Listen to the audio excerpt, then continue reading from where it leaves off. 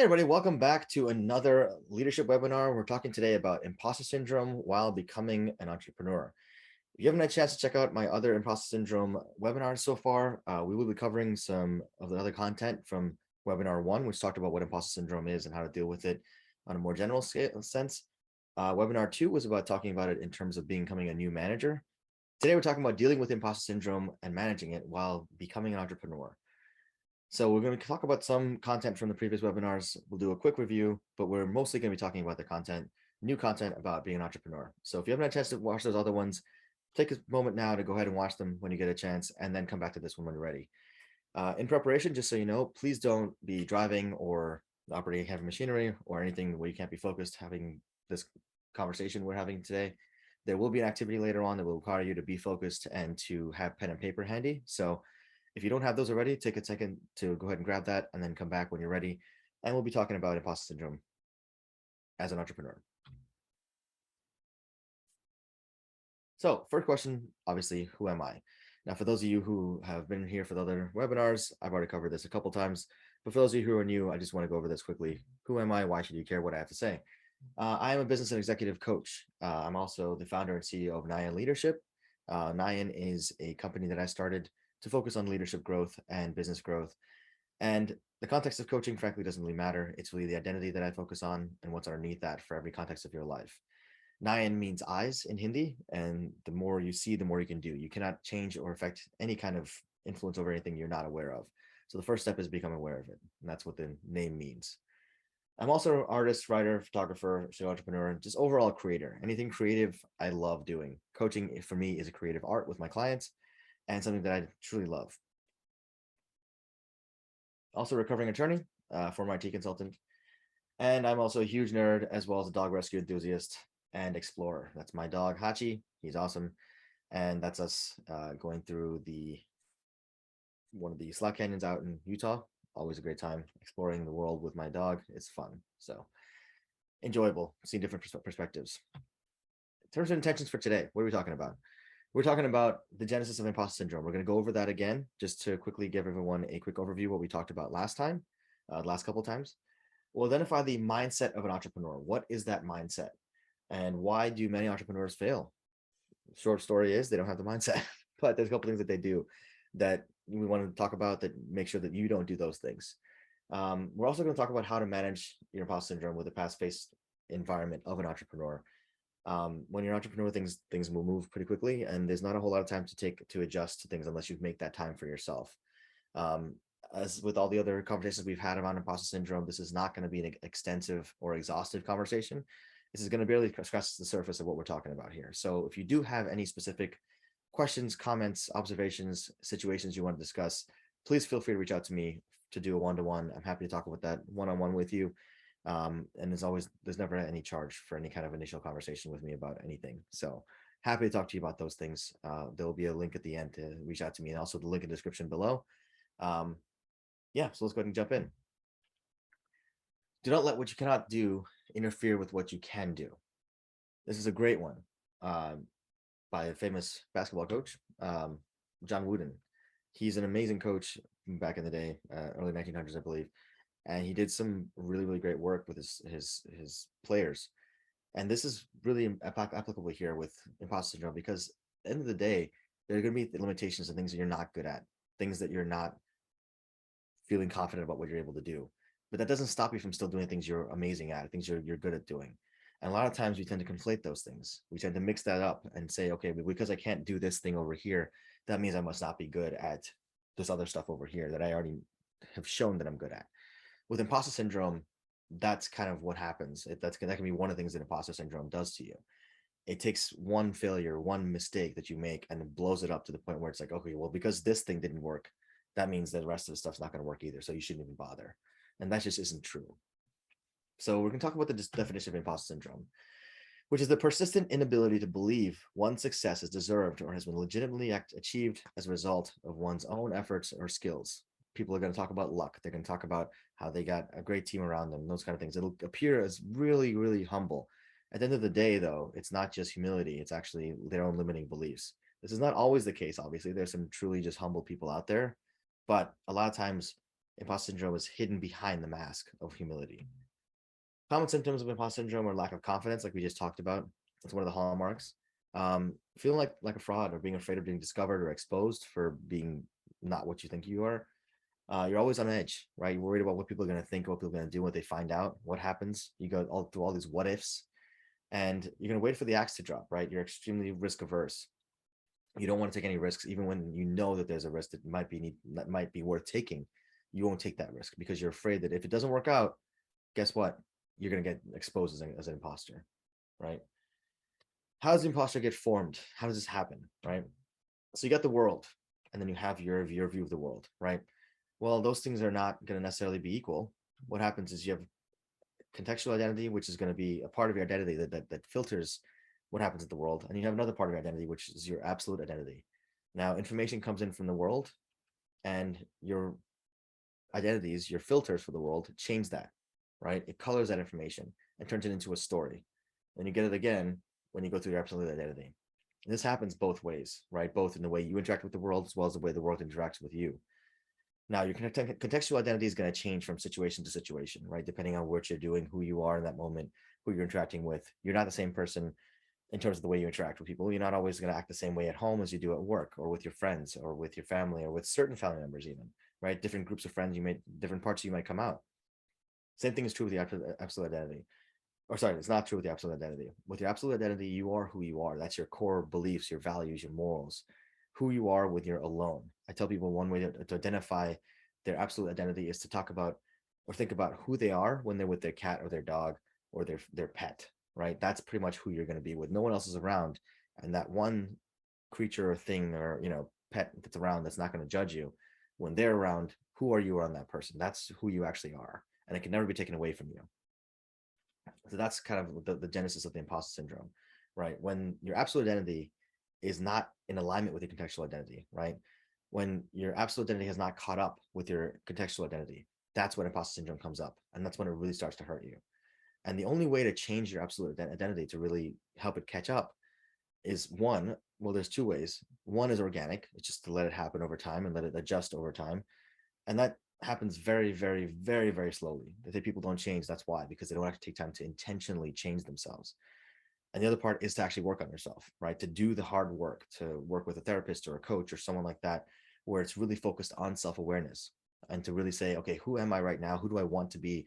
And how do I aspire to and live into those values and beliefs that I really want to be in terms of as a person, as a leader, as a mother, father, whatever, right? Creating that identity for yourself in an intentional way. That's what crafting that absolute identity for yourself is. Now, why do entrepreneurs fail, and how does this apply to what we're talking about here, right? One is a lack of focus or vision, right? If you don't know what you're working on, if you're not able to focus on one thing at a time and really give it your all, you're not going to be successful as an entrepreneur, right? There's serial entrepreneurs out there who do really well, and I don't count myself as one of them necessarily yet, but I've seen a lot of people who do a lot of things really well, and that's great. But if you notice the way that they do it, they don't take everything all at once, right? Look at Google as an example, right? Google didn't just take on, and obviously Google's not an entrepreneur, but it's led by entrepreneurs, people who started it, right? But Google started as just a search engine, right? And then it took that search engine ability, really defined itself, and really took over that space and said, we're going to own this space right now. And then it expanded things like Gmail or like Google Calendar, and then Docs, and then it expanded from there to this whole suite of Google products that exist in the world right now, and including the data analytics and everything like that, right? But it really established itself first in the search space, in one space. It really owned that space first, and then it expanded. That's what we're talking about here, which is creating that focus for yourself, to focus on one thing, build it up, get it to be successful, then move to the next thing, and keep going that way. And then you can have real serial entrepreneurship as opposed to serial failures or serial struggles. Second is not acknowledging competition. Whenever you're in any kind of space, unless you're in a totally new space, which frankly there's not many of those out there nowadays anyway, right? If you get a totally novel idea, that's awesome. But even if you put your idea out there and start a whole new space, you're only taking over that market for as long as it takes for someone else to jump in that market and be able to do what you do cheaper, faster, or better, right? And that's the thing about entrepreneurship, is it's a quick thing. If you're not growing and iterating, you're going to fall behind very quickly. So if you don't acknowledge that there's competition or potential for competition, if you're not always anticipating what the next step is, whether your competition is there or not, if you're not trying to always iterate and grow, you're going to eventually fall behind and then fail. Taking on too much. This is related to the other two, frankly, but more so this as a separate thing. It's something where entrepreneurs tend to take on too much because of many reasons. One of which being they don't feel like they can delegate or trust other people to do the work that they do as well as they do it. They don't know who to hire as a partner or who to work with, or they just don't know how to manage their time effectively or manage the work. And so they just take on as much as they can and try to get everything done, but then there's not enough time in the day. So that's one way where entrepreneurship really isn't for everybody. Lack of funds or funding resources. Money is obviously a concern, and it's something that people need to think about. But at the same time, just because you don't have the funds in your bank account right now doesn't mean you can't get them. It takes time to educate yourself on what's out there in terms of resources, not just to funding yourself, but finding other investors or grants or access to different kinds of opportunities to get funding in some other ways. That's out there.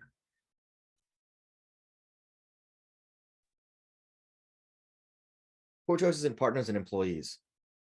This is a big one. And this is something that I ran into myself when I first started my first business. It doesn't mean that they were bad people or anything like that. It just wasn't a good fit. But the problem is that I didn't see that until it was a little bit too late. What you want to do is select people based on not friendships or closeness in relationships, but based on their capabilities, right? Really have a conversation with yourself, understand what your own limitations are, where you excel and where you don't excel, and then partner with people who complement your abilities, people who you can say, I can lean on you for this, you can lean on me for this, and it makes sense for us to complement each other with our businesses and really grow together. That's one way to look at finding partners if you choose to go about getting partners. You don't have to necessarily have a partner, but eventually you will have to hire someone, whether it's a vendor or an employee. And then we make choices on that as well. And we can make really bad choices for the wrong reasons on that front as well. You hire someone as an employee who happens to be a friend or a friend or a friend or something like that to do a favor, and then they don't end up, they're not the right person. Again, you did it for the wrong reasons. You got to make sure you're very selective about who you work with and why you work with them. And that's one thing that you can really do as an entrepreneur to really ensure your success. Entrepreneur mindset. What is it, right? Part of this is going to be exploring this from the point of view of just general speaking, and then we'll talk about imposter syndrome and how it affects this. First thing you need as an entrepreneur is tenacity, right? Things are not always going to go your situations, right?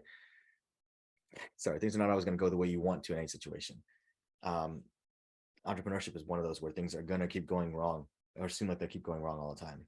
Take, for example, COVID. There's so many people who started the businesses in 2019 and early 2020. And what happened? The whole world went to hell, right?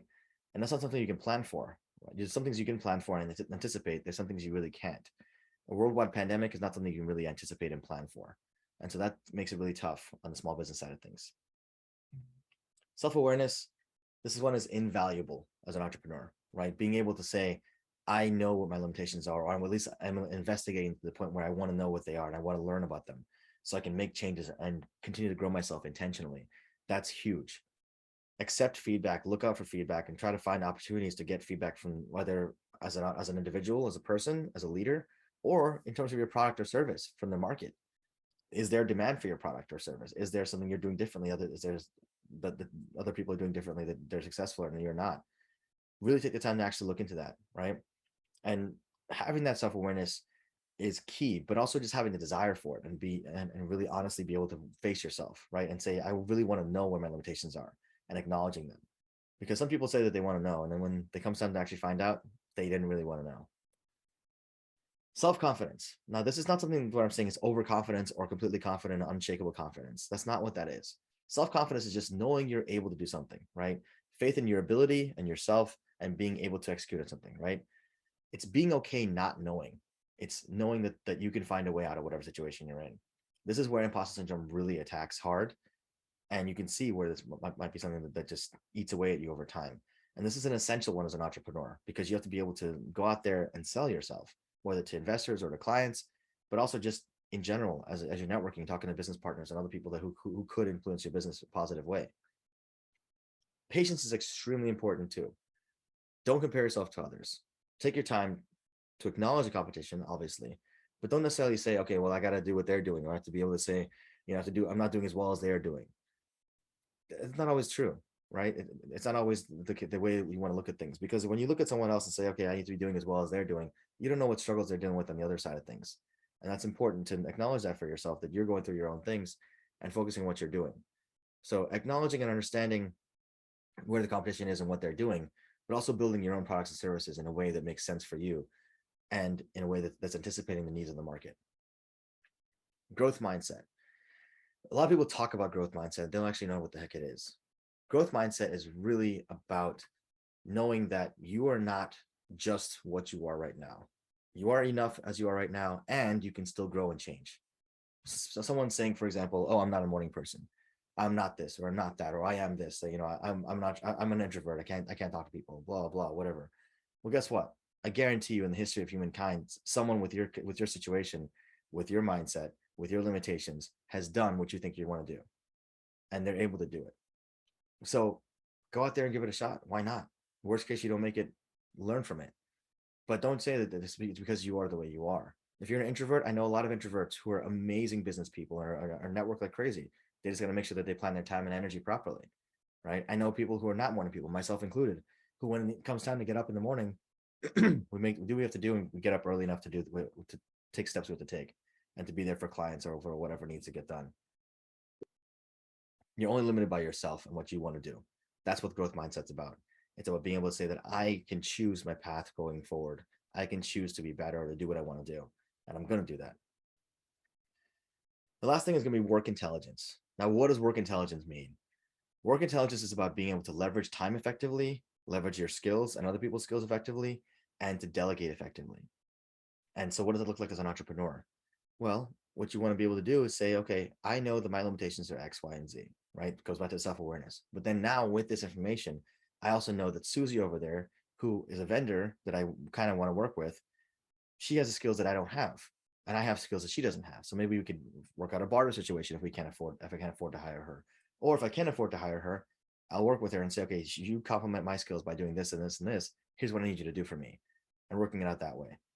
The same approach goes to employees. When you hire someone, you're hiring them with the mindset of this person can do what I can't right now, at least not by myself. And so they're able to multiply or maybe complement the skills you have on your side of things, so you can actually grow your business and be able to grow and scale it effectively and really build the business you want to do. All right. Now, any situation that comes up, as I said this before on my previous webinars, any situation that comes up, any new situation is going to require some kind of discomfort, right? It's going to have some kind of discomfort that comes with it. And that doesn't mean you have imposter syndrome. It doesn't mean that anything is missing or that kind of thing. It just means that it's a new situation. Any person going into a new situation is going to have some kind of discomfort or some kind of, not sure what's going to happen next. That doesn't mean you have imposter syndrome. It just means that you're a human. But if these things are situations where imposter syndrome is attacking these things and where it's holding you back, that's where imposter syndrome really can come into play. Previous symptoms we talked about before, if those are at play, they attack exactly these places here, right? Imposter syndrome goes after all these things. These are all mindset concerns. And so imposter syndrome will affect your tenacity, because you're going to say, what's the point? And there's no point in keep trying over, because everything keeps messing up, because I'm not good enough, because I'm a fraud. That's why it's not working, right? Your self-awareness, you're like, oh, I don't really want to discover anything more about myself, because I don't want to discover that I'm not the right person for this job. I don't want to discover that I'm a fraud. I don't want to learn that for myself, because I'm afraid of that, right? Self-confidence. Obviously, we talked about that one already, right? Patience. You're gonna be really impatient, because you're gonna say, oh, I'm this is not happening fast enough. It must be because I'm a fraud. It must be because I'm not good enough, right? Growth mindset. You're going to get stuck in a situation where you're like, this is not who I am. I'm not this thing. I'm not this entrepreneur. I'm not ready to own a business. So I'm going to hold myself back. Work intelligence. Again, it's going to be like, I don't want to outsource this thing because I'm not good enough. I don't want anyone else to find out that I'm not good enough. I don't want to hire someone. I don't want to work with a vendor, because what if they find out that I'm not good enough, that I don't know what I'm doing here? And then they're not going to want to work for me, or not going to respect me. So all these things get attacked by imposter syndrome. And so you have to acknowledge those things and move forward and keep building on this. So now we're going to talk about an activity we can do. So this is the pen and paper activity I talked about before earlier. So we'll help work through this together. All right. So pull out your pen and paper. And before you start writing on that, I want you to take 3 deep breaths. Okay. I'm not going to count this time, but I want you to take 3 deep breaths in. So 1, in, and out, and in again, and out. And as you're breathing, keep breathing on your own. Think about your business or your business idea. If you haven't started your business yet, think about your business idea. If you've already started it, think about what you're doing right now and what you've been doing, what your vision for your business is. Think about where you want to be. What is your ideal state? A year, 2 years, 5 years in the future? Where do you want your business to be? And I want you to think about what's holding you back. What's going on that's preventing you from getting to where you want to be? Really think about this and think about it clearly. If you need more time, feel free to pause this recording, take the time, and think about it fully. Once you've done that, I want you to take out your pen and paper and then write until you completed your thoughts. Really answer those questions and really paint the picture for yourself of what exactly is going on, right? And again, if you need to pause this recording while you do that, go ahead and do so. But write until you've completed your thoughts, all right? What are you afraid of? What's the worst case scenario? If you fail, what's the worst case scenario? All right, now then write, what are you excited about? And what's the best case scenario? If things go exactly the way you want them to go, if they go in an amazing way and you succeed, you really succeed, what's the best case scenario for you? Now I want you to weigh the worst case scenario with the best case scenario. Weigh them against each other. Look at the both paragraphs you've written, or if you've done a chart, it's fine. However you choose to do it, you can do it. But look at those two and compare those two scenarios and ask yourself, is it worth it for you to risk the worst case scenario for the possibility of the best case scenario? And now this is not a trick question. It's not supposed to be always yes, because it may not be yes all the time, right? There may be more risk than you're willing to take right now, and that's also okay. Okay. But if it's a situation where you think there is value, there's enough value and enough possibility for the best case scenario, and it outweighs the risk for the worst case scenario, then start having this conversation with your imposter. Think back to the first activity we did in the first webinar. If you haven't had a chance to watch that, feel free to pause this right now, go back to that first webinar recording, play that through, and then come back to this. But remember the exercise from the first session. All right? Talk to your imposter, whatever their name is. All right? Acknowledge them directly and say, listen, I know I'm taking a risk right now. Let them know and acknowledge, yes, you're taking a risk. Yes, you're uncomfortable. It's uncomfortable. It's okay to be uncomfortable sometimes. And let them know, yes, it is worth it. Let them know that you understand their fear. You understand the risks. You've taken the time to weigh the risks, and you've taken time to realize that the risk is worth it and that you're good. You've got this. They got to trust you. Let them know you got this. The same way you did in previous exercises, the same exact kind of thing. Let them know you got this. They need to relax, sit down, shut up, and watch. Let you do your thing, because you got this. I want you to keep breathing. Really imagine having this conversation. Like I said, if you need more time, feel free to pause the video here and really play this out properly. And when you're ready, you can go forward here. So, dealing with the imposter. Remember who the imposter is. All right. Your imposter is going to be you. It's part of you. It's always part of you. It's your inner inexperienced self. And it's the part of you that's living in fear, right? It's created rules of operating, rules of living that you've outgrown. It just doesn't know you've outgrown them yet. All right. Remember why the imposter exists. The imposter exists to protect you. It's operating out of fear, not out of goals and desire. You want to operate out of goals and desire. You don't want to operate out of fear. The imposter is operating out of fear. This entire life is fear. So you got to tell it and let it know it's not in control. You are. Separate you from the imposter, because you're more than your imposter. It's still part of you, but it's the fear-driven part of you. And you got to take control back from that. And then address the imposter's concerns. Let them know, hey, I got this. Okay, I know what I'm doing here.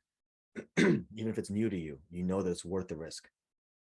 Keep moving forward and then prove yourself right. And the more you prove yourself right, every little win you get, celebrate every single win throughout the process. Because they're going to be small wins and you got to celebrate those. You can't keep pushing forward and ignore the small wins. You got to push forward and you got to be able to accept those and say, I'm going to celebrate this because it's a movement in the right direction. So what now? Everyone knows entrepreneurship has its challenges, right? You didn't get into entrepreneurship because it was going to be easy. If you did, you're probably in the wrong field. The biggest challenge to entrepreneurship is mindset. Okay. Focus on building your mindset. Really focus and take the time to really strengthen your resolve, strengthen yourself and your mindset, and work on self-awareness and building yourself up. That's the first step and the most crucial step. Take some time to remind yourself of the shift that needs to happen. You have to move into the mindset of the entrepreneur. It's very different from the mindset of an employee. All right. I mean, it's a much longer conversation, but the short version is an employee mindset is much focused on the one quote unquote client, right? Because at the end of the day, even as an employee, you still are a business owner. It's a business of you, right? You just have one client that you depend on everything for. And that client happens to pay your healthcare, pay for, at least partially pay for your healthcare because you're still paying for it, right? You pay for your healthcare, dental, all that kind of stuff, your benefits or whatever, but they're still paying you a salary and they get you 40 hours a week. As an entrepreneur, as a traditional entrepreneur, a real business owner, when you get out of that mindset, you have to stop looking at yourself at 40-hour week. Now you're doing everything that business needs to do, but you're doing it all on your own, right? You're still running a business of yourself, but it's now you have different clients. Your responsibility is to get the work. Understand the goal of your imposter in this whole process. Remember, it's just taking care of you. It's trying to take care of you. It's doing it in a really bad way, really ineffective way, but it's still trying to take care of you. And you got to make sure that you acknowledge that and understand that it doesn't know how to do that. Lastly, address it directly and let it know, hey, you got this covered. There's nothing for them to worry about. You've got this. You'll take care of it because you're operating out of desire and goals, and they're operating out of fear. And you have to take control back from them. All right. Thank you all so much. I appreciate it. Hope you enjoyed this webinar. Hope it was helpful for you. If it was, please feel free to share it with anyone else who might be interested in this. Please leave a comment below. Let us know what you thought. And if you're curious, the QR code does take you to schedule a time with me. Feel free to do that. Reach out, schedule some time if you need to. If you're having trouble finding a time, feel free to email me directly. That's my email address. I'd be happy to set up a time to talk with you. All right. Thank you all so much again. Hope you enjoyed this. And tune in next time in a few weeks for our final installment in the Imposter Syndrome series. Thank you again. Take care. Stay safe. Have an awesome time. Bye-bye.